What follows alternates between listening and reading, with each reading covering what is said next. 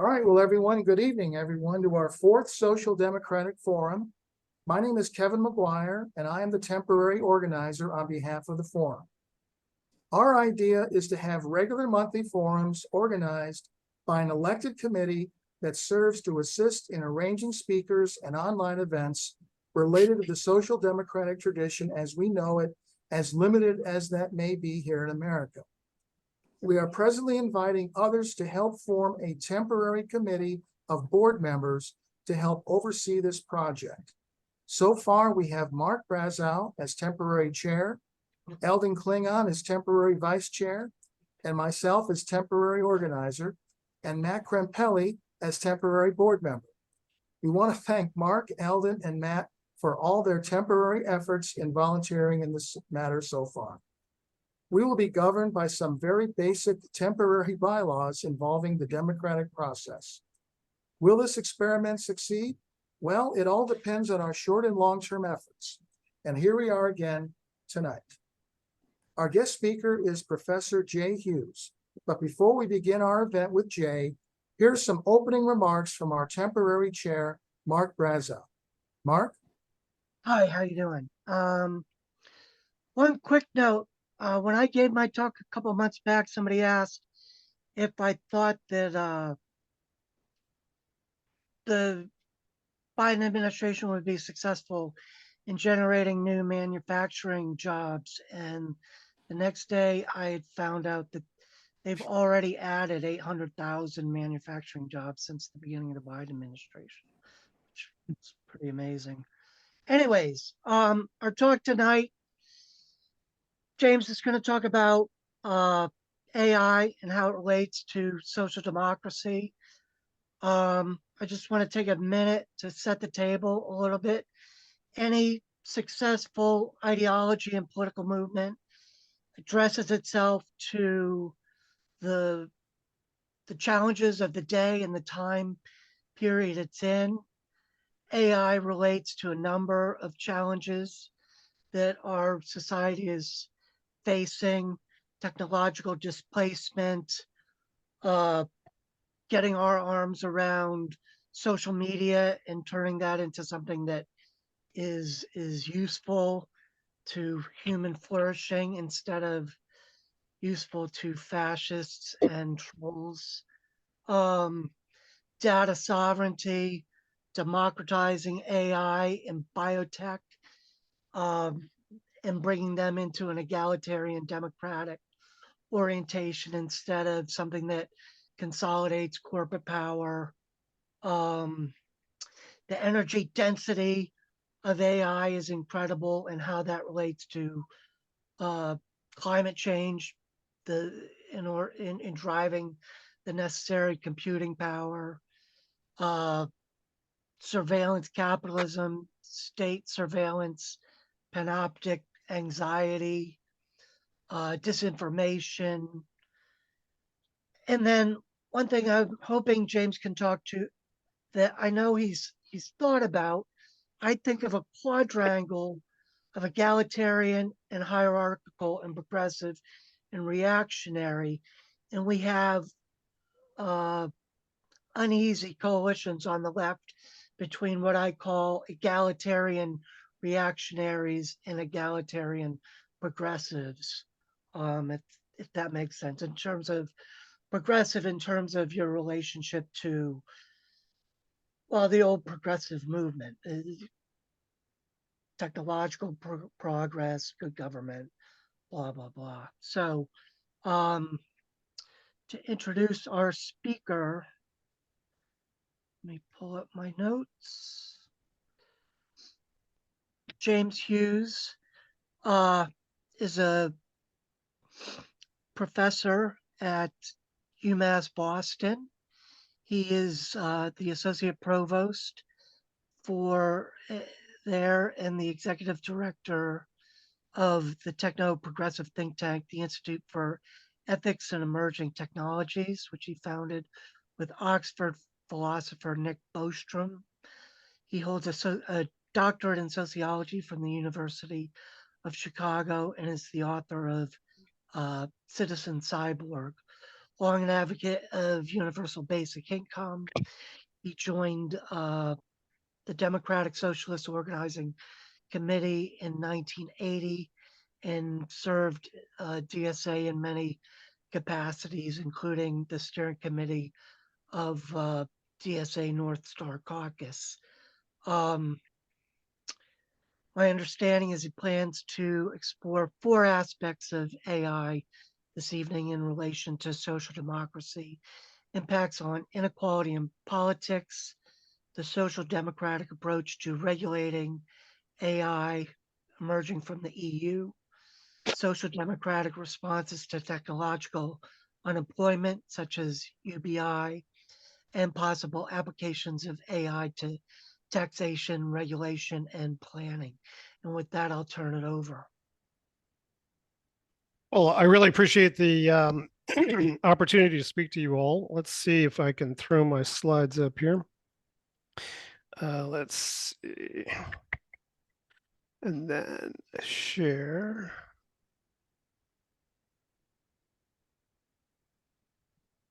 That's the second slide. Okay. So I have been working on the topic of technology, ethics, and politics since the 90s. Mark Schaefer, who's on the call here, we just were reminiscing about the fact that we used to collaborate on the Eco-Socialist Review, which is one of the things I used to do for DSA back in the late 80s, early 90s. And back then, I had more romantic ideas about technology, but the questions that the relationship between ecology and social democracy, or ecology and social justice, posed eventually led me to more what I call techno-progressive or techno-optimistic point of view, which will be reflected in these comments. But as Mark just indicated, I want to go through a couple different topics. First, what is social democracy and why do I think it's in crisis? What are the impacts of artificial intelligence on inequality and politics? The EU's approach to social democratic regulation of AI, and then what some of the future policy options are that I think a 21st century social democracy should be looking at. So first, let me say, this model here that I'm showing you is not an historical one or a socio-political analysis of actual existing regimes, but more kind of an ideal, typical way that I think about the dynamic of liberal democracy and how it manifests social democracy and might eventually manifest something that could be called democratic socialism. But the reason I wanted to throw this up here is that one of the reasons why I'm increasingly comfortable with social democrat as opposed to, as opposed to something, as opposed to something like left social democrat or democratic socialist, is that although I used to see social democracy and democratic socialism, at least in the DSA context, as pretty much equatable or interchangeable terms, that's not so much the case anymore for a current crop of democratic socialists. So I want to make clear that my approach to social democracy has fair elections, civil liberties, rule of law, checks and balances as the fundament of democracy, including democratic socialism, and that therefore single party states, whatever their character, are not what I would consider in this domain. Just get that off the table. But for me, liberal democracy has an internal dynamic to it that citizens try to use the democratic state to provide public goods, to protect themselves from dangerous things and from dangerous work conditions and so forth. And so social democracy is a natural outgrowth of a well-functioning liberal democracy, but it's an extension of liberal democracy. And that eventually strong social democracies can manifest further egalitarianism and collective ownership and the supplanting of markets with non-market mechanisms that we might call democratic socialism. So I'm going to try to use this framework. And one of the reasons I like to present this is that I think one of the questions that we face since the last decade is that we've seen a democratic recession around the world, a lot of rise of illiberal democracy, neo-fascism, fascist regimes. And one of the lessons I've drawn from the recession that we're seeing of democratic principles around the world is that if we don't press forward to democratize society further, we will be pressed back. And so one of the dynamics I hope we see soon is that we see a resurgence of a social democratic global movement, that it will be an adequate response to the illiberal democracy trends. So what we see instead, of course, is a social democratic crisis, at least in the European context. You know, Latin America goes up and down in terms of social democratic governments coming in and out. But in Europe, we've seen a pretty steady recession since the 2000s of support for social democratic parties. And one lesson that I've drawn from that over the years that I think I began to clue into in the 1980s when Mitterrand came in and tried to enact some aggressive social democratic policies and immediately got whacked by global capital markets. Michael Manley and Jamaica tried to do some things and got whacked by, capital flight. Is that we need a transnational strategy. And this is one of the reasons why I'm a strong Europhile and a supporter of the European project and trying to make the European project bigger and deeper, is I think central to demonstrating that transnational social democratic politics can be an effective solution. A social Europe could be an effective solution to this dilemma of global capitalism disciplining countries who attempt to go in a social democratic direction. But another dynamic that I think Piketty has really made the case for quite well is that as the traditional blue collar working class constituents of social democratic parties declined as a proportion of the population through deindustrialization, through the changes in the economy that increased the number of white collar jobs and the number of college educated workers, that the college educated workers generally had more social progressive ideas about what a left party should represent, and less of an economist or economistic understanding of what the left project was. And that trade-off began to alienate blue-collar workers. And I think Piketty has, again, made that case fairly well. And that those blue-collar workers have increasingly tended to go towards far-right parties. We see that phenomenon with MAGA and Trump.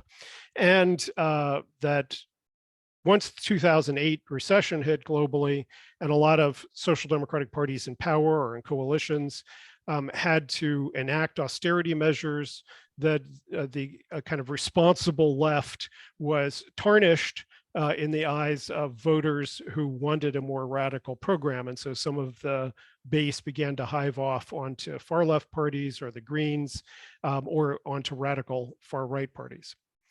Now, artificial intelligence. Basically, it's a term that anyone involved in artificial intelligence studies hates because it applies to so many different things. But in brief, I asked ChatGPT, give me a definition of artificial intelligence, and this is the definition it came up with: simulation of human intelligence that perform tasks requiring human level thinking, like problem solving, pattern recognition. What I'm not going to talk about, which is another topic, is artificial general intelligence, which is the idea that artificial intelligence may eventually begin to think enough like a human being that would have its own agentic interests, that it would begin to behave in ways that were not determined by the goals that we had given it. I'm not going to talk about that. I think that is something that is probably going to happen. And I think we should be preparing for that. I think that there are risks in that direction. A lot of the debate about AI risk right now is between people who want to talk about that versus people who want to talk about things like algorithmic bias and surveillance and these other topics. I'm going to talk more about those topics. But I also want to say at the outset that I do believe AI and automation will cause what I call technological unemployment at some point, probably in the next couple decades, but certainly by the end of the century. And this is just my basic feeling, is that there's nothing special in the meat of the human brain that can't be replicated in a machine, including creativity, social interactions. I just saw a study today where they compared chatbots who were trained on medical information with doctors, and patients preferred communicating with the chatbot. They considered the chatbots more empathetic than the doctors. And if you know, basically MCAT scores are inversely correlated with doctors' empathy. So the smarter the doctor, the less empathetic they're likely to be.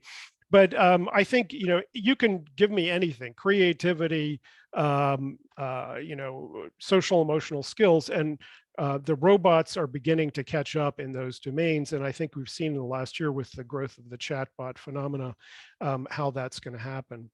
I also think AI is a terrain of struggle. I've always insisted since the 90s that, and this is kind of core of why I call myself a techno-progressive, that technology is not, the technology is neutral, but the technology is an ongoing terrain of struggle that also changes the terrain of struggle. And that you can see the effect of power struggles in the way that we construct technology, but also technologies allow us to have further democratization. If that wasn't the case, we wouldn't have had the growth of democratization or social democratic societies in the first place, because every new technology just would have empowered rich people and powerful people to be more, and we would never have gotten rid of slavery. So I have to believe that artificial intelligence, although it poses many risks and needs to be regulated, that it can also be made liberatory. So those are some of my starting assumptions. Now, another assumption is that IT is pretty central to global capitalism. I don't think I need to make this case for you guys, but just here, a chart of the 50 most valuable companies in the world: Microsoft, Apple, Alphabet, Amazon. AI is central to those businesses, but really it's central to all of these businesses. All of these businesses are implementing AI in one way or another and in their various products. It's incorporated into everything. And so democratizing and regulating big tech in general and artificial intelligence in particular is a central challenge for Democrats today. Now, back to this chart of what the constituents of a social democratic society might be like and how they're being impacted. So in terms of the welfare system, I think I'm going to talk a little bit about how I think it's artificial intelligence and automation may impact the fiscal stability of the welfare state, and increase reliance on certain kinds of social services. But on the other hand, I want to emphasize that there are ways that artificial intelligence is already being applied to the welfare state that are strengthening it and transforming it in positive ways. The regulatory state, so the ability of the state to regulate capitalism, to detect bad things. Rapid change, we've seen with chat bots, for instance, how rapidly they came on the scene and how relatively slowly regulatory apparatuses are to catch up with these kinds of technological changes. That's certainly a risk. And on the other hand, AI tools are already being applied to regulation in various ways to improve enforcement. So for instance, tax fraud, the detection of tax fraud. Now, it doesn't, a system that detects more tax fraud doesn't necessarily make the system more progressive, but if the wealthy are using their wealth to hide that wealth from taxes, and AI allows us to detect where they're hiding it, that may in fact have a progressive function. But on the other hand, artificial intelligence is the richest people in the world. Half of them are because of the growth of big tech, Bezos and Musk and so forth. And they definitely are using artificial intelligence in various ways to enhance their wealth and therefore their influence within the democratic system. So in all these ways, I think artificial intelligence, broadly understood, poses threats to democracy. It also allows us to imagine, at least in the democratic sphere, how artificial intelligence could be used in a liberatory way to monitor states, to monitor corporations, to detect rights violations, and potentially to organize countervailing power. Now, this is the part I think I'm weakest on. My son's a labor organizer in Chicago. And so I'm constantly asking him, are there any new tools in labor organizing that, that show the promise that apps might be able to do something better, faster, or more efficiently than labor unions? And he's always poo-pooing the idea, but he's invested in being a human labor organizer, not a robot. But I keep hoping that we'll get beyond, the 2000s flash mobs in the Arab Spring that were supposedly the sign that the internet could create new democratic countervailing power, because we haven't seen these new tools yet. Now, my argument about inequality, I mentioned the Piketty argument that the division between blue collars and college-educated workers is central to the decline of social democratic parties. And artificial intelligence is right there in the center of that phenomenon, because, if you think back to COVID, the ability to work from home was not evenly distributed in society. College-educated workers were the ones who were able to work from home, and most of the essential worker jobs that couldn't work from home were not college-educated jobs. College-educated workers are, in general, much more optimistic about whether information technologies, technological changes in the workplace, artificial intelligence are going to be beneficial to them than blue collars are, and for good reason, because Acemoglu and Restrepo have shown, I think pretty convincingly, that about half of all the wage declines in routine task jobs, both routine task cognitive jobs and physical jobs, are related to the intensity of automation that's come into the market over the last 25 years. This annual review of political science article from last year, it looked at the broad evidence for automation's impacts on political behavior, and its broad conclusion was that the workers most impacted by automation tend to blame minorities and immigrants and not automation for their dilemmas, the precariousness of their economic situation, while people who benefit from technology tend to support the political and economic status quo. And we've also seen studies of the shift from Obama to Trump in the 2016 election and 2020, that the regional intensity of automation in a county or in a voting area was correlated with local support for a shift from traditional Democratic base to MAGA. So I think there's many ways in which artificial intelligence, big tech broadly, is implicated in the political dilemma that we find ourselves in. But I think that the point of hope here for me, and it's a weird kind of hope, but the point of hope, since I am a college-educated white-collar worker, is that the AI is coming for white-collar workers as well. And I think you've seen a lot of that discourse in the last 9 months to a year as the ChatGPT phenomenon really woke people up, and its rapid proliferation into many, many different domains, that white-collar workers are also on the line in many ways. The BLS has been collaborating with, this is from BLS data, this chart, but the BLS has been collaborating for decades on trying to figure out what jobs are more immune to automation than others. The ILO does that, the OECD does that. And the thinking about this white-collar insulation from automation has been rapidly changing in the last year or two. It used to be the advice was get a college degree, focus on being a creative, focus on social emotional skills. Teachers and and then jobs like that will never be automated. I don't think people are thinking that way so much anymore. And as a consequence, what we've already seen is that with the proletarianization or the downward wage pressures on nurses and teachers over the last decade or so has radicalized them in many ways. One of the hopes is that the divisions between college educated workers and non-college workers may be bridged by their common shared economic precarity in the face of growing automation and artificial intelligence.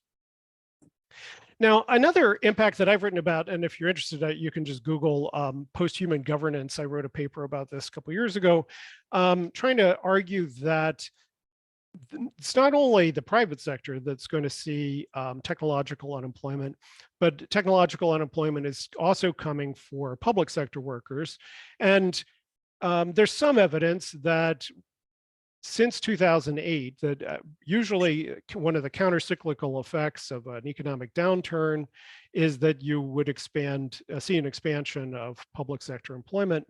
And one of the reasons why we didn't see so much of that was not only austerity, broadly written, but also that we don't need that many public sector workers, that a lot of the tasks that used to require hundreds of people to shuffle paper around can now be done much more simply with automation. Now, if you kept those people and retrained them, you could have the same size state and they could do more. But basically, I think one of the lessons that we may have to confront is that the state may be getting smaller in the future as we automate some of its functions. It doesn't necessarily make it more democratic or more transparent. In fact, this is one of the dilemmas, is that that AI tools may super empower undemocratic elites in various ways that we haven't seen before. You used to have to keep the loyalty of hundreds of thousands. And let's have a 1 second of silence for Comrade Prigozhin, who died today. But you used to have to keep the loyalty of hundreds of thousands of soldiers in order to stay in power. And maybe you just need to have your button on the robo soldiers of the future and not have to keep anybody's loyalty in the future. But from a social democratic point of view, I think it is going to be significant if we can make the argument that the automation of public sector work could make the state cheaper and more efficient, since, of course, this is one of the big concerns that people have about social democratic programs, is that it's just growing the state at the expense of the private economy. Another factor that I often bring up in this context is the gray tsunami, or the aging of the world. Crashing fertility rates combined with growing life expectancy around the world mean that we're headed for a rapidly aging world. And that in many societies, this is already putting pressure on the welfare state, the entitlement debate that we've seen for decades, and pressures to raise the retirement age, which I'm not in favor of, but it is one of the things that is out there.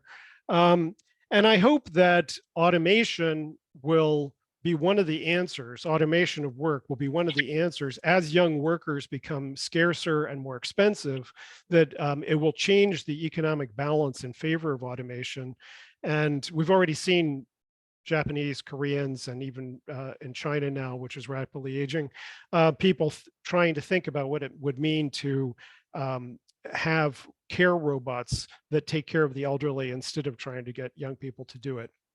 But I think one of the other things that I try to emphasize here is that it won't make very much sense to continue if we have 40 years after retirement of life expectancy and a shrinking number of young people. It won't make very much sense to just have social benefits keyed to age. That we definitely will need to universalize benefits like income support and healthcare, and not just have them be for retirees who are going to live longer and longer.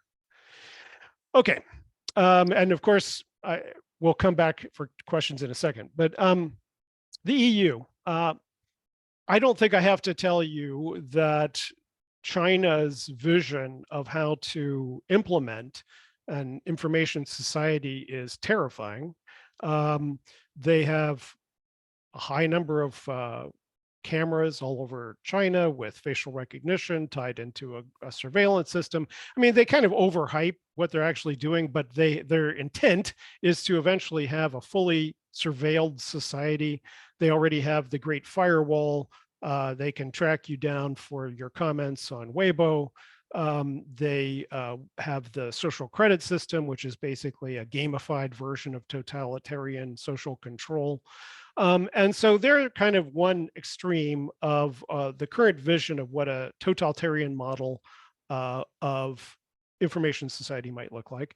And we're kind of on the other end. And in terms of AI regulation or the regulation of big tech, you know, Biden, he just had a bunch of tech titans at the White House, and they agreed to a voluntary set of standards. And then he went to Europe and he said, why don't we all adopt these voluntary standards? And the Europeans were like, sorry, we're way ahead of you. We have started legislating on this a long time ago. Because Mark brought it up, I just want to point out, I'm a big fan of the impacts that Biden's Inflation Reduction Act is already having, especially on the artificial intelligence debate or the artificial intelligence struggle. Because, as you know, TSMC and Taiwan is one of the major makers of chips that are used for high-end computing, including artificial intelligence applications. And so the more that we can bolster and make a resilient supply chain for those chips, the stronger that we're going to be in that competition with China. And they're already talking about being pushed back by the trade restrictions on China 5 generations in AI chips. So that only bodes well for the strength of liberal democracies. But in this global struggle, the EU has played this really interesting role. They have hardly any of the tech involved. They don't have the companies that we have. They don't have the companies or the researchers that China has, but they have this strong regulatory state power through the EU institutions that has come to be known as the Brussels effect. And the General Data Protection Regulation, the GDPR, that was passed, I don't know, 10 years ago, the GDPR has already been used to fine some of the biggest tech players here. Facebook, $1.2 billion, $1.3 billion already paid in fines for their violations of privacy or for interoperability, the various things that GDPR covered. And so I think Europe is already demonstrating that you can have an enormous impact on the global behavior of these big tech companies and the kinds of regulations that they follow by enacting European-wide standards. And this has become called the Brussels effect. So in the last year, they passed the Digital Services Act, the Digital Marketing Act, and the Artificial Intelligence Act. I get a kick out of the fact Digital Services Act is called DSA. But the DSA is now coming into effect right now, and it's affecting Facebook, TikTok, Twitter, YouTube. They all are being required to comply with the new privacy standards, interoperability risk, moderation standards, and so forth on their platforms. The Artificial Intelligence Act does this interesting thing of creating a systematic evaluation of the riskiness of different kinds of AI systems. They may or may not be correct, but of course it could be changed in the future. And it establishes an EU-wide AI board to oversee the implementation of these policies. It is trying to force companies before they introduce artificial intelligence systems to show that their data sets are unbiased, that they have adequate risk management systems, that they have adequate protections for privacy and so forth. There are fines for non-compliance. It's not a voluntary system. And they also are thinking about innovation, how to protect innovation in this context. And so they've carved out the idea that if you can have certain kinds of what they call sandboxes or insulated spaces to do innovation in this that aren't going to affect society at large. Now, technological unemployment. I don't think we're seeing it yet.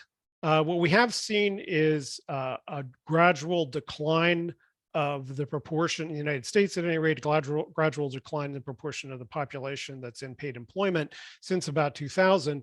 But that's mostly the consequence of the retirement of the baby boomers, which I already mentioned is going to accelerate in the future. But when and if we see it, when the overall number of jobs begins to decline, there are going to be a number of policies, all of which are in one way or another, I suppose, social democratic, since they're interfering with the free market. But one kind of policy might be to tax robots. We've seen proposals for that, or to ban robots. If you've ever driven through New Jersey, you're not allowed to pump your own gas. That protects the job of gas station attendants. We might see more policies like that in the future. We might see policies about work sharing, and in a broadly conceived way, shorter work weeks that France experimented with, for instance, is a way to encourage work sharing. We might see, yep. Okay.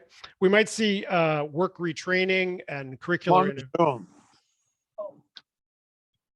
We might see work retraining and curricular innovation policies. We've already, since the 90s, I remember Robert Reich, we used to say that the way the US was going to stay on top was by training everybody up to compete in the new jobs.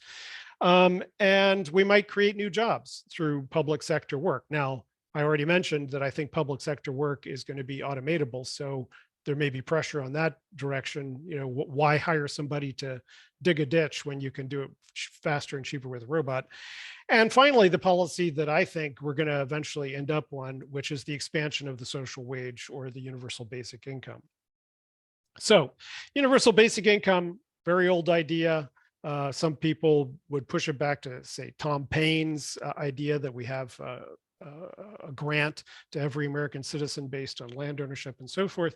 But it's had a resurgence. It's definitely had a resurgence since COVID because of the income supports that many countries, that we gave and many other countries gave to people during COVID. But it's been central to the vision of what's called the post-capitalist theorists. Now, I remember Andre Gortz talking about it back in the 80s, and he predates this, but Paul Mason, Eric Bastani, Eric Olenwright has made, I think, a very important set of arguments for universal basic income as a central socialist demand to break the relationship between work and income. I think Andrew Yang's presidential campaign, as quixotic and chimerical as it turned out to be, that he showed that there was some political constituency already for a demand for universal basic income. One of the arguments I make for universal basic income is that universal programs are generally stickier than means tested. It's once people start getting that check, like the Alaska dividend from their oil income, a couple $1,000s every year goes out as a check to every Alaska citizen. Even Sarah Palin was a fan of that. She didn't want to touch it. And so, the National Health Service in Britain is a heck of a lot stickier than anyone expected when Margaret Thatcher came after it. They didn't want to get rid of it.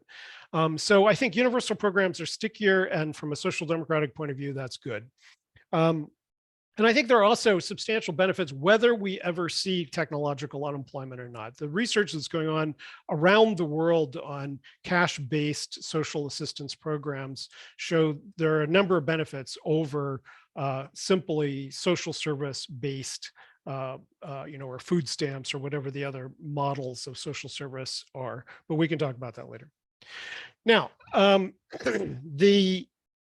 get to the democratic socialism part of this. So UBI, you might think part of that democratic socialist argument. But there's also a substantial argument that's arisen about what's called the socialist calculation debate. So if you go back to Mises and the Austrian school, they made the argument, and they won the argument, that one of the problems with Soviet planning was that you could never know enough, know as much at the central planning office that as a market would know, organically through its interactions at the base. that markets were therefore going to allocate resources more efficiently than central planners ever could.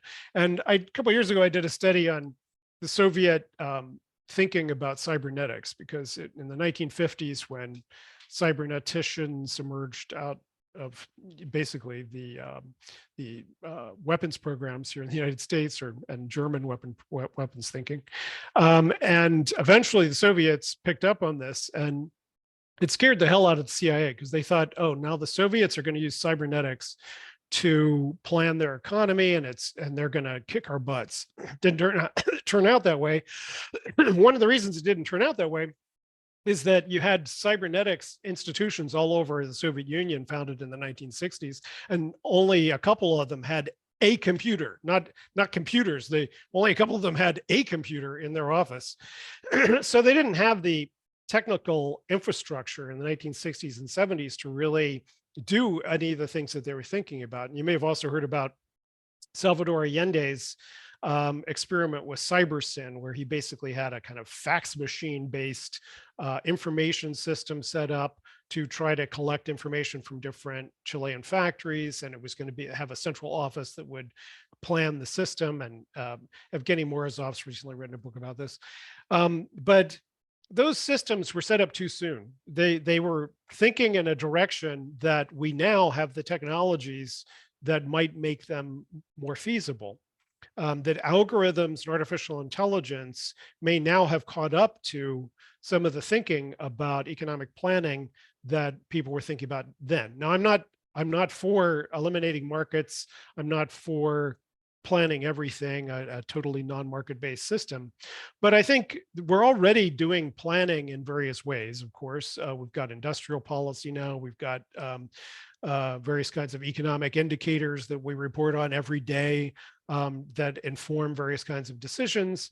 And in another way, we're creating, and those of us with Marxist backgrounds, the new society will grow out of the body of the old. So this book by Lee Phillips and Rogworski, People's Republic of Walmart, goes into the argument that if you look at what's happening in companies like Walmart, which is bigger than a lot of countries, that is coordinating millions, billions of products and resource flows and supply chains around the world, they also have within it predictive algorithmic mechanisms that say, there's going to be a ball game in Peoria next week, so ship toilet paper from over here because people are going to be eating a lot of tacos and blah, blah, blah. These kinds of mechanisms are already in place, planned economy mechanisms within various mega corporations that exist today.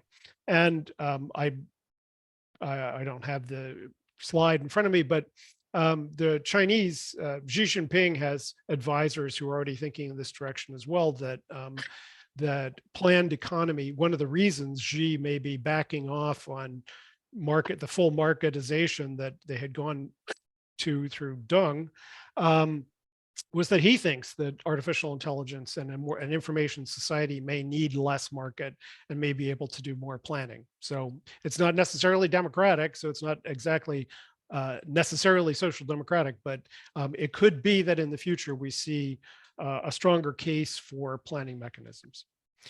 So in summary, I want to just emphasize again, I think IT and AI are shaping the economic and political terrain of the 21st century. This is, again, a basic Marxist point that technology constrains the possibilities of whatever a society wants to do. And I think IT is radically changing, and information technology is radically changing the terrain of what is possible in the 21st century. It's already contributed to inequality. It's already contributed to our political division, but it may soon begin to radicalize proletarianized college-educated workers in a way that could be very, very beneficial for rebuilding a social democratic base and constituency policy program. I think we already see broadly in the European Union a social democratic approach to regulating big tech that has a lot of legs around the world. And I think that a modernizing or 21st century social democratic policy should embrace the automation of work, universal basic income, and smart planning in ways that I don't see very many progressives or not enough progressives doing today. So thank you for that. Let's see, I'll close this out here. Stop share. There we go. And of course, there's a lot more to say, but I'm looking forward to the conversation. Well, sure. Well, thank you, Jay. Anyone have an opening question for Jay? I'd I do. like Go I'd ahead, like Alan. to comment. Okay, let's go with Theo. He raised his hand. Go ahead. Go ahead, Theo. No, go, Mark. Go to let someone else first then. Okay. Kevin, Yes. I was interested in the last major point that James made regarding the possibility of using artificial intelligence and the tools that it's going to bring into democratic planning, which is an idea that we sort of lost, I think, along the way in the social democratic movement. But it seems to me that that this ties very well with the idea of the Green New Deal, which would have in its values, or which would in its values accomplish many social democratic goals. And of course, the problem always that the right will raise, the Mises Hayek school of thought was you can't really have something like the Green New Deal, because you simply cannot manage that kind of system. So I find what James has said actually rather optimistic, because it indicates that we may actually be able to accomplish this goal that many of us have seen as something that a society built on values really has to do. You know, I think your point about the energy grid is interesting, because we already see these applications in trying to balance wind, solar, nuclear, gas, you know, when you need to bring different things into play in an energy grid. So yes, and I personally, I have solar panels in my backyard, and I have an app on my phone that shows me how much juice they're giving me every day. So I'm hoping that we just get smarter and smarter with these kinds of applications. Okay, can we go with Theo? Thank you, Kevin. Thank you, James. I mean, this was a super cool presentation. And I am currently in Europe actually to be discussing what you just talked about. And what I saw you started your remarks saying, we, the US, need to look at the EU in terms of regulation. And my question is, I hear the same thing from the EU. The EU say we need to look at the US, what they're doing. So at the end, is like, I feel that there is like a blockade of who's doing who's doing what. And the second, I'm coming to the question, but you mentioned Europe doesn't have the tech innovation that the US has. But the thing is, when you look at the Silicon Valley, all those people are EU trained engineer that goes to the US where Or they Chinese, need that liberty. or Indian, yeah. Yes, but the EU one come back home and talk to the European politician about their experience of what they see and what they build in the US.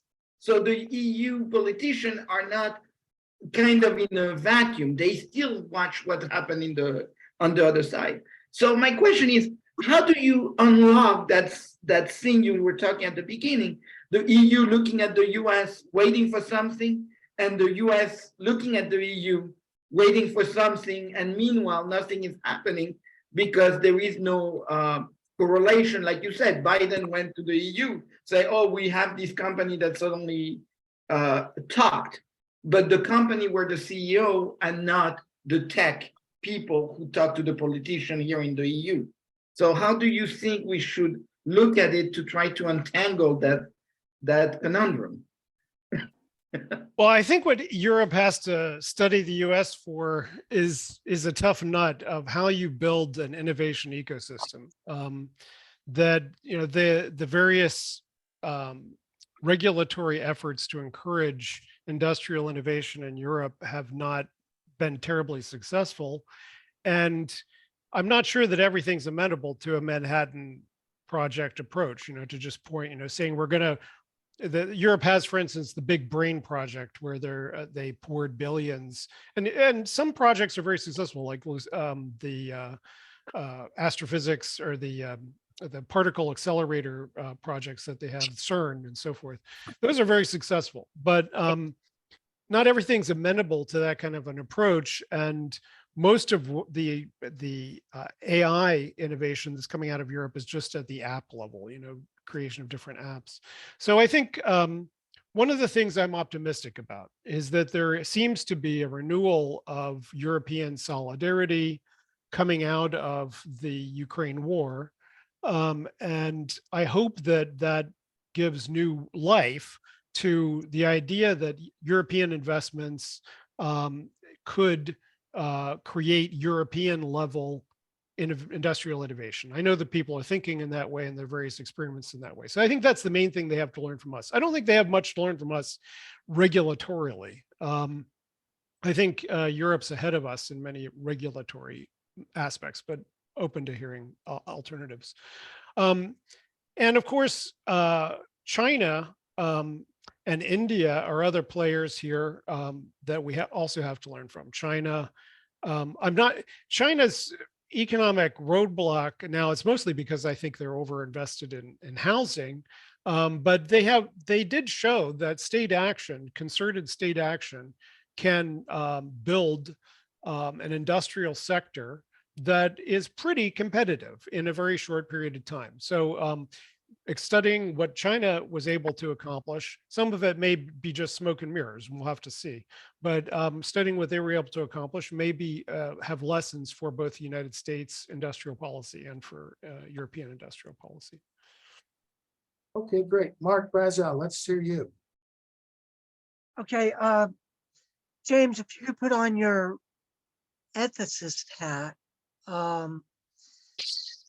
Everybody, different experts have their kind of punch list of what we want from AI in terms of democratic values. Kay Crawford wrote Atlas of AI, talks about consent, credit, and compensation.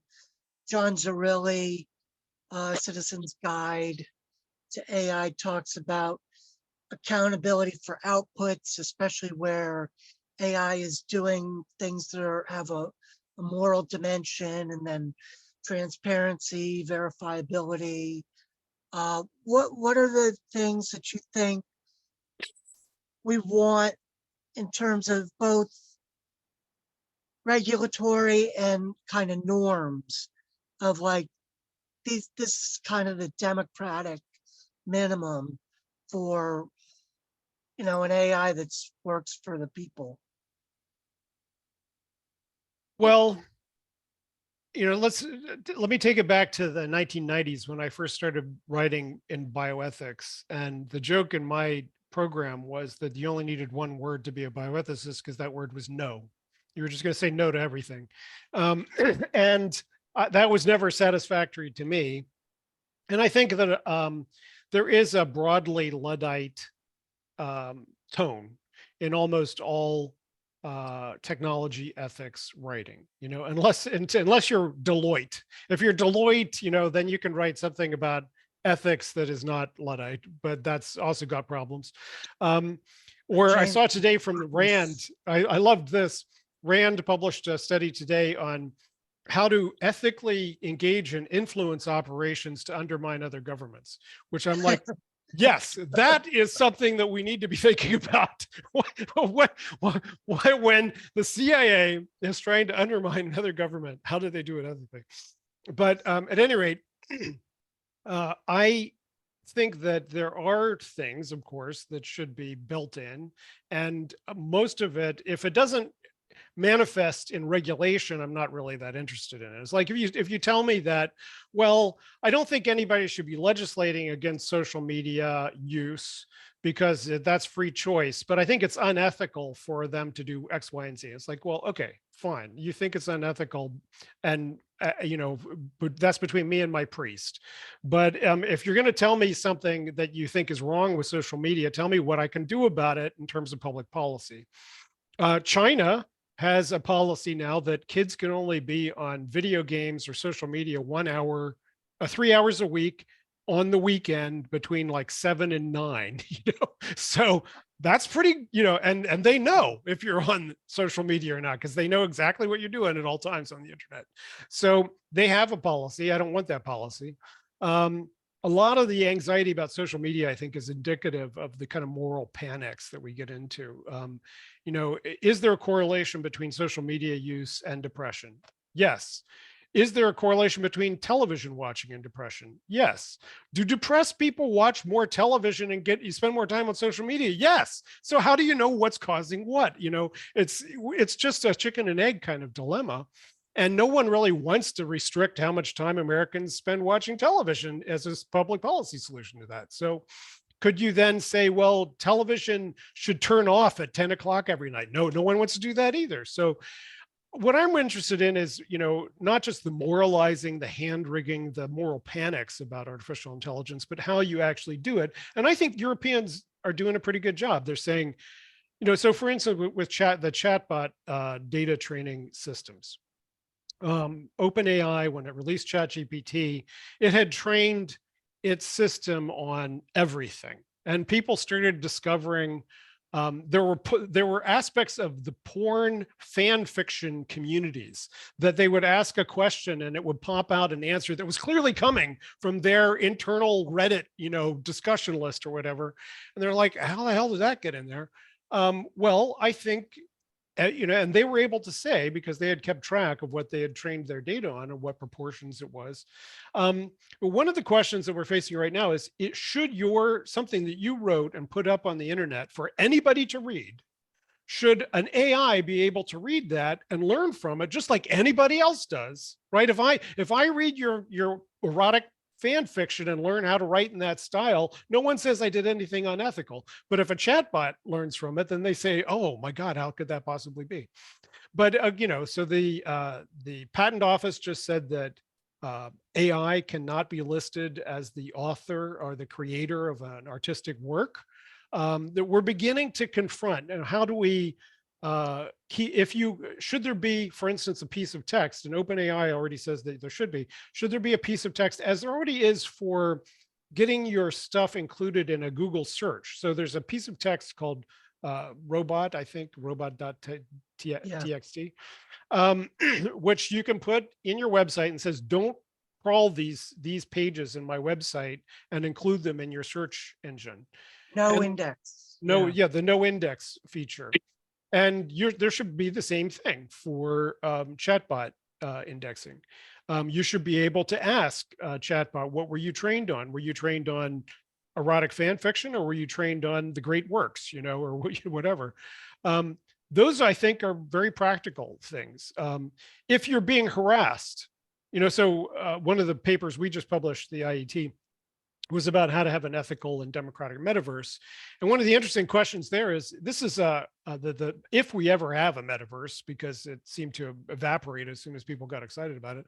But if we ever have a metaverse, it grows out of all of these online video games where people are killing each other all the time, right? So what does it mean to have a policy against harassment in an environment where you can whip out an automatic gun and shoot somebody dead? So we have some very complicated questions ahead. I think they're all very important questions. But I think we also have to avoid the moral panic because that just leads us down the wrong avenues. Thank you. So Mark, thanks. Mark Schaefer, you're next. Hi, I'm going to keep video off because my old system has a tendency to seize up if I have the video on lately. A couple of things. First, just on that last point, it seems to me that chatbots should not be allowed to use copyrighted material without A, explicit permission, and B, explicit citation. Other things. First of all, Jay, this was excellent. I missed a lot of the presentation when my computer seized up. The slides were outstanding. Do you have a written version of this you could send us a link to? Well, I can send you the PDF of the slides, and I should write it up. No, I don't have a written version of this yet, Yeah. but I will. Yeah, I know we'll get the slides. And the audio. I'm encouraging you to write it up because it's great. Thank you. Mark, let me help out with that. I'll try and send you a recorded version of this. Yeah, that was said already. I got that. Okay, good. Then a second point, shortening the work week has been a working class demand since the 1840s. Marx and Engels talked about it. I think it was Engels said the realm of freedom begins where the realm of necessity ends. Juliet Shore has written about the benefits of shortening the work life. Her book, The Overworked American, and other books. So it A seems lot of discussion now about the 4-day work week. And yeah. Yeah. So I think that should be a priority demand for all progressives, however they identify themselves. But in terms of Mises and Hayek, the environmental crisis just destroys irreversibly, stone cold dead, with externalities, the notion that free market capitalism is sustainable. We're making the planet uninhabitable in large part, and it's getting worse. A major population crash is more likely than not due to droughts and famines. So the another point I made is that in terms of planning, as I think you said, corporations plan, Walmart plans, GM plans, large organizations plan. I think it was,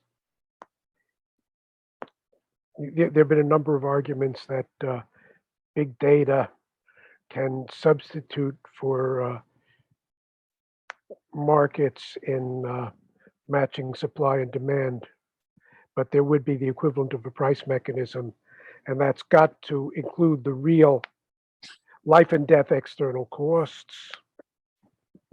Mhm. Well, yeah, I mean, I definitely think that the planning is going to be facilitated by these tools. I think the problem I have with full post-market vision is that I don't think there's much evidence that these tools or any conceivable planning mechanism could do innovation yet, could anticipate the creativity that we see with venture capital and the current system of innovation. So it may be, since I think eventually artificial intelligence will be able to do everything, it may be that it comes up with its own solutions to that, and we'll just have to see. But what it does do very well is anticipate and predict existing preferences. And so the distribution, the adequate distribution of existing things could be done very well under that kind of a system. Thank you. Matt, you have your. Just a direct response to that. I think, I agree. We, I think already in DSOC in the 70s, we talked about socialist social markets, but they can't be capitalist markets dominated by owners of means of production, concentrated wealth, or you get all these systemic destructive outcomes. Mhm. So you can have a use a market mechanism under some form of democratic control on all appropriate levels.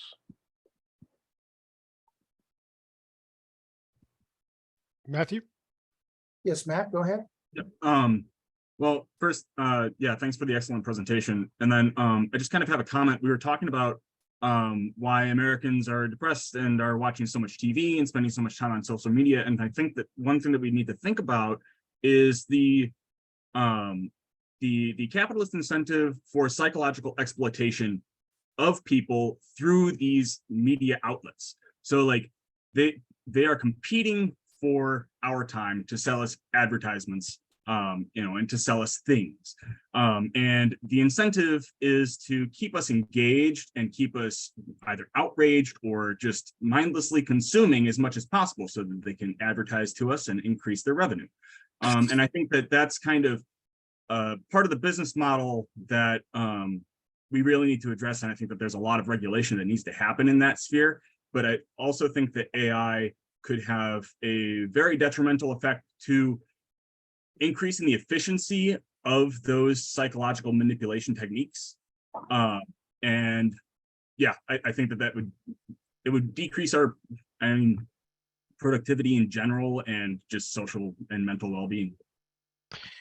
Well, I think that's an excellent point. In the paper that I mentioned that we just wrote about the metaverse, one of the things that we brought up, that others have brought up, is that the way that some of these companies are thinking about the kind of headsets and gloves and full body suits that you might wear in a full metaverse immersion, it would be consuming thousands of times more information about your biometric reactions to things than we currently, that any system currently has access to. Like I wear this Fitbit, it measures about, 20 things at a time.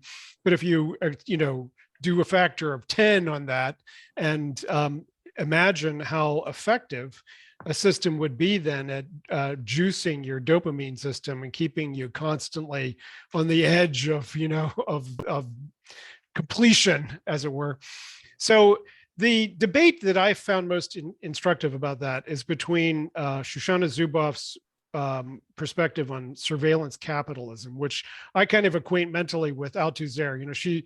Her notion is that these big companies are creating a comprehensive system of telling you what you need and controlling you through advertising, like the old 1950s, that were subliminal, being controlled by subliminal advertising.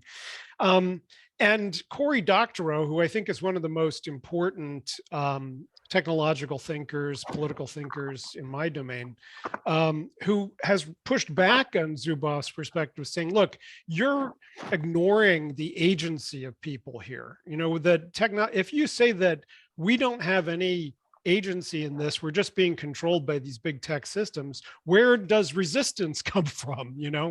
So I have tried to look at, for instance, preference algorithms that are implicit in Netflix and YouTube and Spotify and all these other systems, and say, how do I interact with them? And what I've called the how to train your dragon model. It's like, yes, if you don't pay attention to how these systems are guiding you, there's just an NPR, they were just talking about policy changes at YouTube, where they discovered that kids were being fed, even though kids had never shown any interest in their interaction with YouTube, in guns. They were being shown gun information because the assumption was that a 12-year-old boy is interested in guns, and it knew that they were 12-year-old boys. And so YouTube's making a policy change. We're not going to show 12-year-old boys gun good, but we're also not going to use certain kinds of information unless you have already expressed an interest. We're not going to show things to you just on the basis of you being a certain kind of person. Okay. So I started to examine this, and I have been writing about this, that I've discovered all kinds of aesthetic things through YouTube, through Spotify, through Netflix, recommending things to me. Because you like X, you probably also like Y, and it turned out to be correct. Now, is that necessarily leading, like there's the radicalization funnel idea that you show YouTube that you're interested in the Ukraine war, and this happened to me. I was interested in Ukraine war news for the last year, and so it started showing me military guys talking about the latest advances in tank weaponry and far right websites about how to do X, Y, and Z. Right. And so there's that kind of radicalization funnel. But that's really a design decision, right? You could also say, you could show Spotify or just tell Spotify, look, I'm the kind of person who likes a wide variety of music. Don't show me the same goddamn 100 songs over and over again. And the people that are exactly like that, I want something broader, extrapolate a little bit. And they are smart enough to do that, right? So I think this is really a design decision and one of these ethical things we need to build into these systems. Mike Mitchell, you have a question? You're still muted. Okay. I really appreciate all the technical sides of this discussion, but I do have a political question. And that is, will AI enhance the arguments in favor of more control by the state over certain industries, especially with regards to the utilities, gas, energy, electricity, communications, water. And we can learn a lot from what happened with nationalization, especially in Great Britain, when it seemed like it was an opportune moment at that time for the government, for the state to take over the main industries. The arguments were made, and that collapsed because of a lack of democratic control over what, and participation on what was going on. So will AI help or enhance the arguments in favor of the state taking more control over, or actually ownership of, certain commanding industries, and especially the utilities? That's my question. By the way, I didn't show it to you, but there was an article published in Politico like 3 days ago called "Nationalize AI" that made the argument that, and there's also some recent writing about Elon Musk's, in the New Yorker, about Elon Musk's relationship to the Defense Department, that suggests that he's such a powerful actor in global security that we may have to nationalize him. But so I think, my general perspective is, don't let a good crisis go to waste. We need to prepare now to respond to the crises that are probably coming. We know that there's going to be ecological crises, there's going to be energy crises, and so forth. It's clear that the right is well prepared, right? The disaster capitalist arguments will be there. The reason you're having this crisis is because there wasn't enough market mechanisms. You had too much state involvement, blah, blah, blah. If we just privatize this, that problem would go away.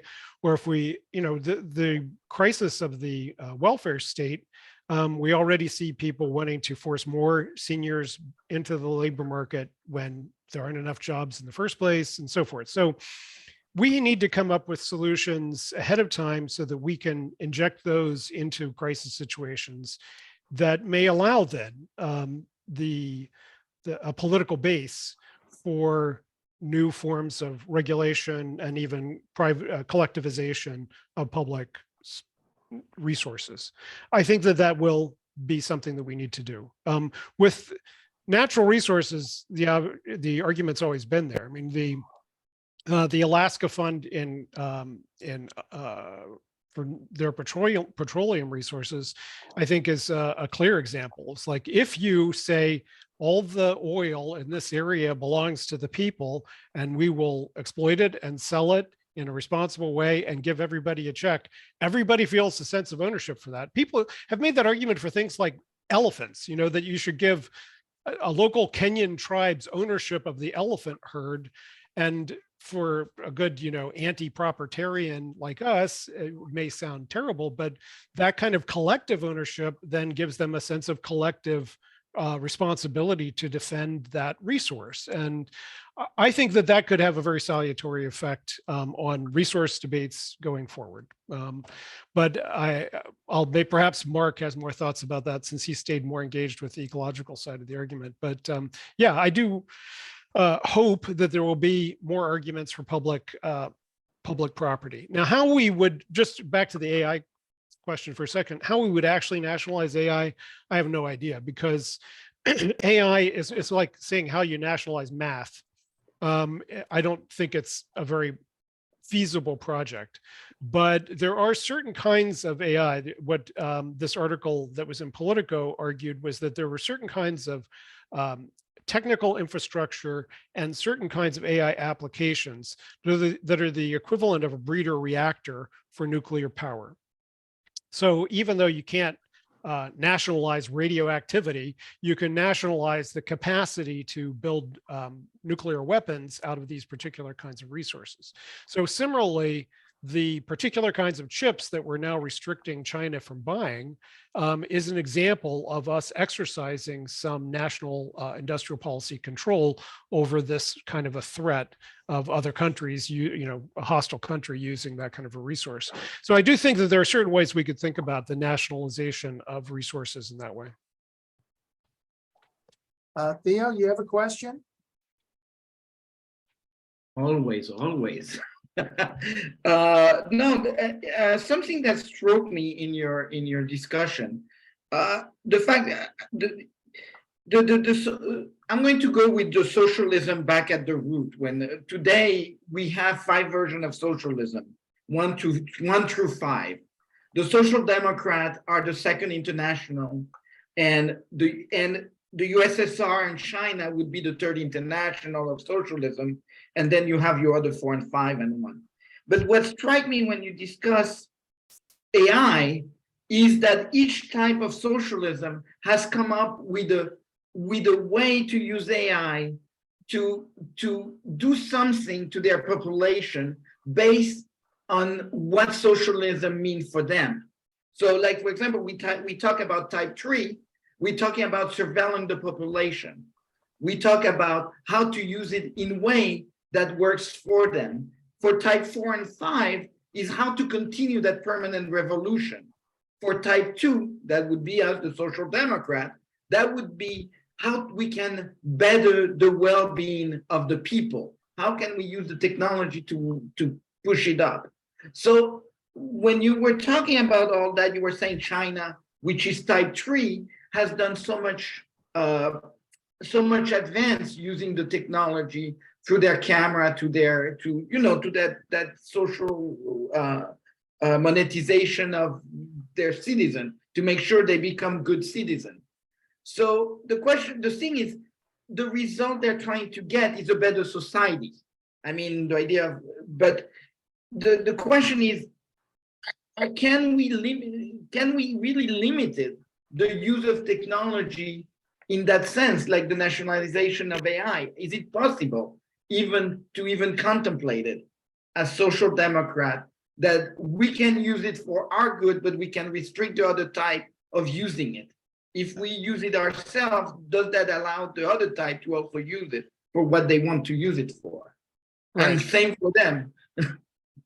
Well, yeah, I mean, that's why I started with this ideal typical model, but I emphasize it's not, an analysis of reality, in the sense that for me, the core is always the defense of democracy, majority rule, free and fair elections, transparent government institutions, and a system of civil liberties, checks and balances between a judiciary and a legislature. If you lose those bases, then nothing else is going to work right. I wouldn't call China a socialist society. I would call it an authoritarian capitalist society, but it has state-owned enterprises and whatnot.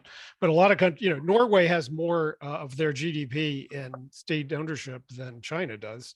So it's possible to see in that case that you can have a fully democratic society and a large state-owned enterprise sector. But at any rate, yeah, I don't think it's possible to imagine putting the genie back in the bottle for anybody around the world at this point with artificial intelligence.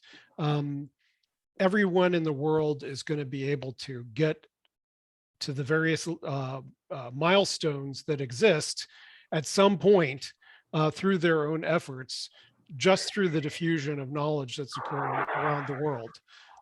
Just as nuclear weapons, I think, were eventually going to be universally accessible. But one of the things that's very interesting about the current discussion about the comparison between AI and nuclear weapons is, even though every country in the world could have theoretically had nuclear weapons at this point, very few of them do.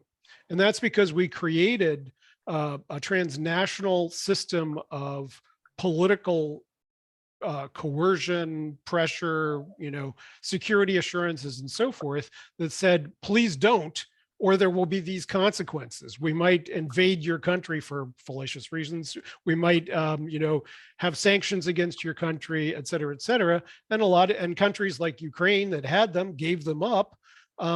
So it's possible to imagine, similarly with something as powerful as artificial intelligence, that if we can define what a nuclear level threat artificial intelligence is, and that's the first problem, that we could create a similar kind of global regulatory system.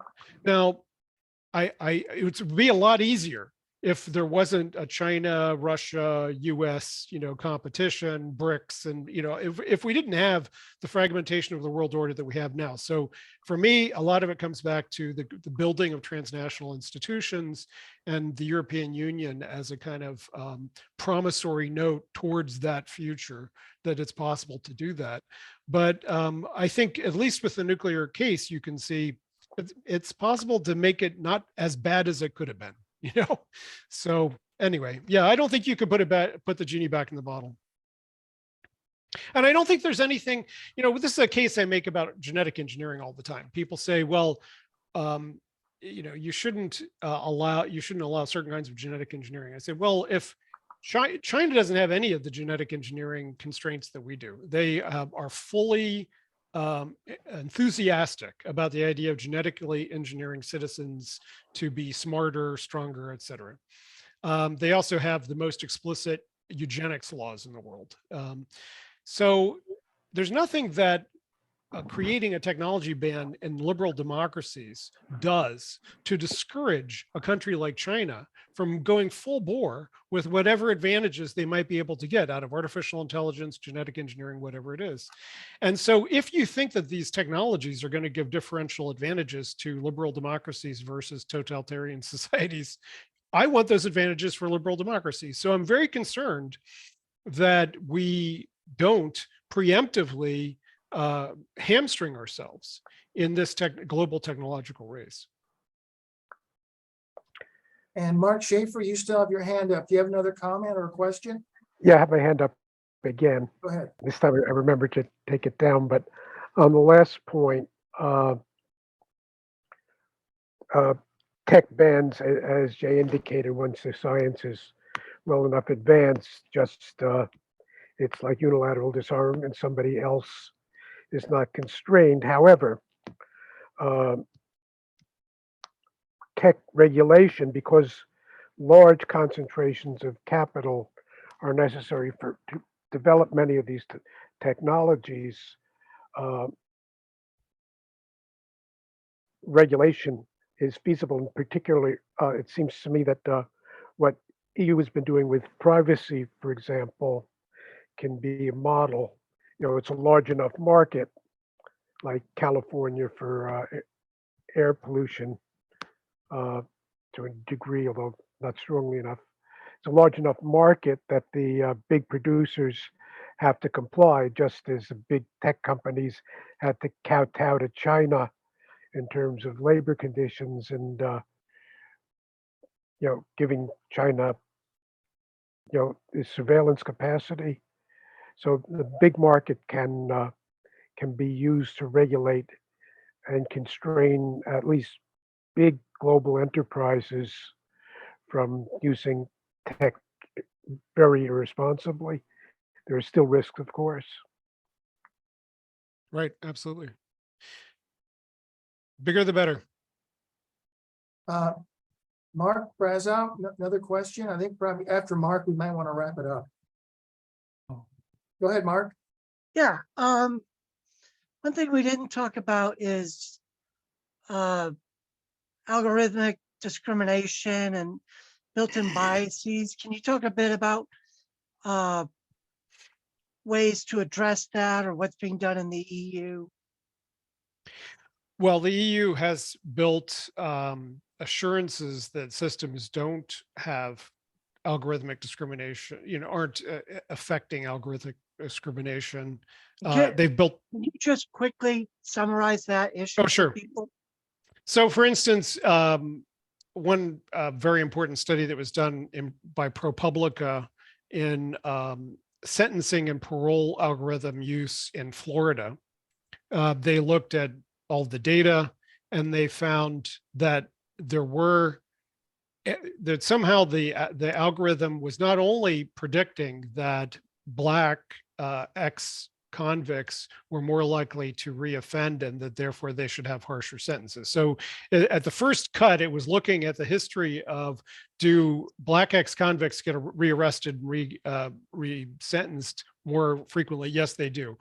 Why do we think that happens? Well, it may have something to do with racism in our society. So just looking at that and then saying on the basis of that, should I have a higher, be less likely to give parole to a Black convict or give a stronger sentence or something like that? The algorithm was doing that. And then on top of that, it was giving an additional penalty to Black convicts in its sentencing algorithmic recommendations. So that was very important. And it was also incredibly complicated to do. You have to have access, you have the data has to be transparent. You have to have people who know how to analyze it and detect these kinds of things. So it's a very complicated system. And that's one of the reasons why the new AI Act in Europe has created this EU board that is going to be in charge of gathering the talent that is necessary to affect this kind of regulatory implementation. But so algorithmic discrimination occurs in all different ways, in hiring. If you look at which kind of employees are more likely to get promoted and therefore they're most productive. Oh, it turns out it's all the white guys, so maybe we should only hire white guys. They fit in better at the firm. It's just the rebuilding of all of the biases of society into every recommendation that the system makes. But the point that I make about them is that do you think it's easier for RoboCop to be programmed not to be a racist, or for the average cop to be programmed not to be a racist, right? I think it's easier to program RoboCop because you have access to what's going on inside RoboCop's head, and you can actually tweak it. And I don't know how to tweak the average cop's head to make him not a racist. So if I'm concerned about algorithmic bias, I want a system that is at least theoretically as transparent as the ProPublica parole sentencing scheme. Because what we also know is that human judges are really biased, right? The famous study from Israel that found the closer you are to lunch, the harsher the sentence you got in Israeli sentencing systems, right? Because they got hangry. So I don't know what to do about that. But I do know what to do about a bias in a parole sentencing algorithm. So that's my general conclusion. I want, and I'll make a broader point, which is that in artificial intelligence is the putting into silicon of things that human beings do and the kinds of thinking and decisions that they make. And in the case of public services, we used to allow people to just do the local warlord got to decide who lived and who died. And then Hammurabi came up with this idea, let's have a code, an eye for an eye, but except for unless you're a slave, and then it's just half an eye or whatever. So they came up with a code, and eventually we've now put that code into silicon. And in silicon, it's more malleable and potentially more transparent than it even was when it was a bunch of paper that was may or may not have been complied with in some bureaucrat's desk. So the more that we can automate the functions of the state, the more potentially fair it can be, in my mind. Great, thanks. Okay, well, thank you. I think we'll go one more time with Theo. You want to wrap it up? You have your hand up? Yes, I had one last question actually about copyright. The New York Times came up this morning with a lawsuit from the New York Times to the AI because they used their material to sue basically the maker. And it got me thinking, and when you were saying about the copyright, should the AI have access? But isn't the New York Times business looking at everybody's life to report on everybody's life and the public good so they can write their story and monetize our pain, our happiness, our life? And suddenly they turn around and say, oh, this tool cannot use our tool that we use and monetize because it's our copyright. So how do you see the change of copyright going forward, or what proposition do you have as a social democrat for the copyright? What should be the law of the copyright when it comes to AI? Do you have a beginning of idea? The same way you say we need to define AI for atomic bomb, what would be that? So what would it be for copyright?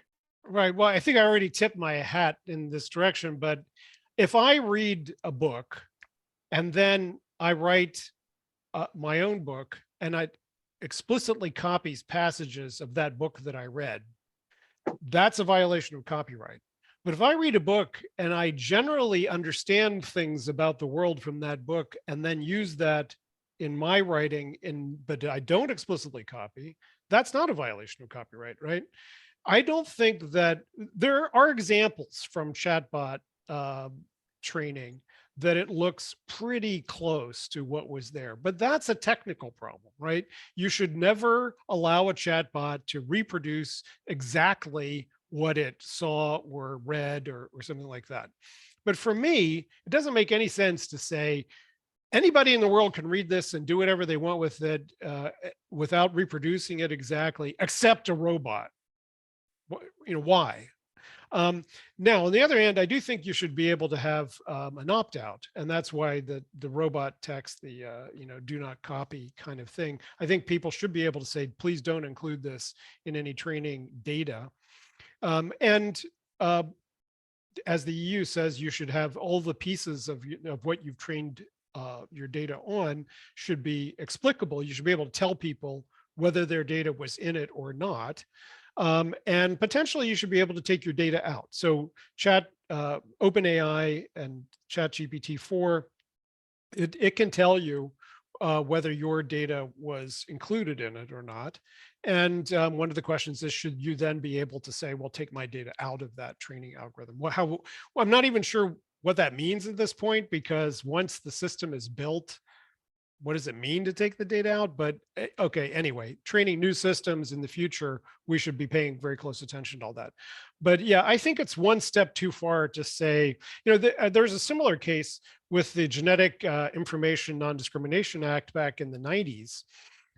When that was enacted, there was this question of, well, if we have genetic data sets or disease data sets, and we want to learn from them, we want to aggregate anonymized genetic data and say people with cystic fibrosis tend to have these genes.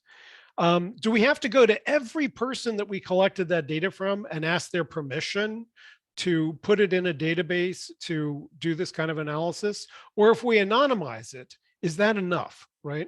And for me, the public good, and this I think is one of these kind of interesting social democratic questions, the idea that everybody should give absolute individual permission for any use of their data is too far in a libertarian or individualist direction. There are public goods that can only be gained by having a sense of the public good, right? Similar with organ donation, the Spanish opt out from organ donation versus opt in that we have. The Spanish don't have an organ shortage because everybody's assumed to be an organ donor unless they have a card that says, I am not an organ donor.